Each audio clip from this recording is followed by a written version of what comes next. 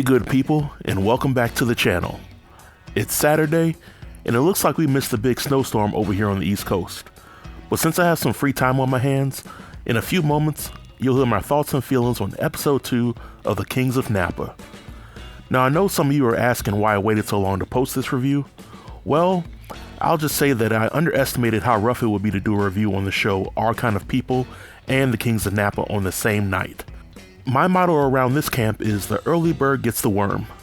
But with the first season of Our Kind of People being over, starting this Tuesday, I'll continue posting brand new reviews for Kings of Napa shortly after the episode airs. But since I'm reviewing an older episode for this review, the review will be a little different. Instead of giving a traditional recap and review, I'll just hit on the important storylines throughout the episode and I'll give my opinion on them. So without any further delay, let's jump right in.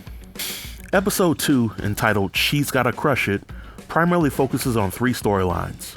First, the fallout from the bombshell that was dropped involving Bridget being Reggie's side baby.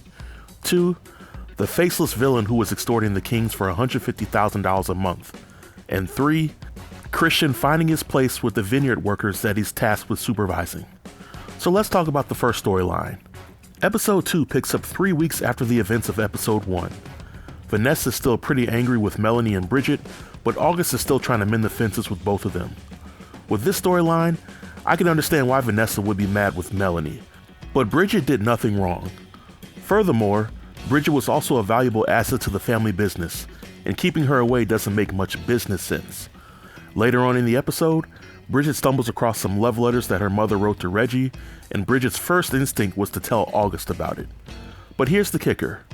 When Bridget goes to ask to speak to August in private, they go upstairs to a room, leave the door open, then Bridget reveals that she has some very sensitive information to share. August then opens up the packet to read the sensitive information, and she reads it loud enough for anybody walking by to hear. And who just so happened to be walking by during this time? Vanessa, who was essentially acting like a fool after reading the letters. And when I say acting a fool, I mean Vanessa tells potential clients about Reggie's infidelities, and she manipulates August into shutting Bridget out of the business and letting August know that she played her. Now the second storyline is a little bit more sillier in my opinion. There's some anonymous person calling August and demanding money under threat that they'll harm the family if they don't get paid. Keep in mind that the family business owes Melanie a substantial amount of money, and August doesn't bother doing her due diligence and finding out who this person may be. So her first instinct is to pay this anonymous person the money in perpetuity. Bridget also agrees that the money should be paid. Dana, on the other hand, is the only person with sense in the matter, and his first instinct is to get the authorities involved because extortion is actually a crime, and the authorities have the resources to find out who's behind it. The family ultimately decides to pay the money. Later on in the episode, August meets with Melanie's lawyer and she runs the hypothetical scenario of extortion by him. He tells August the same advice that Dana tried to tell her. Get the police involved. He even offered to assist in the matter, but August declines. Like I said, it's a stupid storyline because the extortionist has provided no proof that they're going to live up to their threats. Furthermore, if August tried to investigate the matter, she would know that the extortionist has to be somebody that has inside knowledge or access to the family home, which could be one of the family members or employees. But she didn't bother doing any of that. If you ask me, the extortionist has to be Christian, Dana by proxy, or one of the vineyard workers. But on to the third storyline with Christian. Throughout 2 episodes, Christian has shown to be a carefree playboy who has a poor work ethic. He's the can't get right of the family, and he's clueless to what it takes to truly run the family business. He clashes with the vineyard workers because he doesn't know how to do their jobs or motivate them.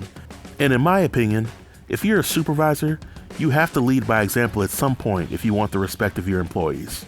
So that was actually a good aspect of the storytelling to focus on. But overall, on a scale of 1 to 10, I would give this episode a 6. Just like in the first episode, the acting is okay, but the story keeps me engaged. And just for comparison purposes, let me talk about the show Our Kind of People. Where the Kings of Napa succeeds and Our Kind of People failed is all in the storytelling.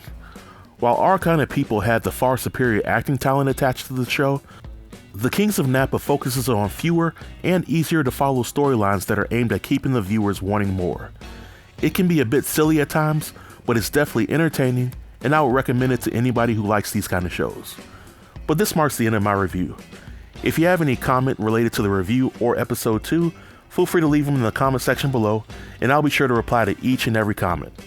Until next time, stay tuned and stay safe. Peace.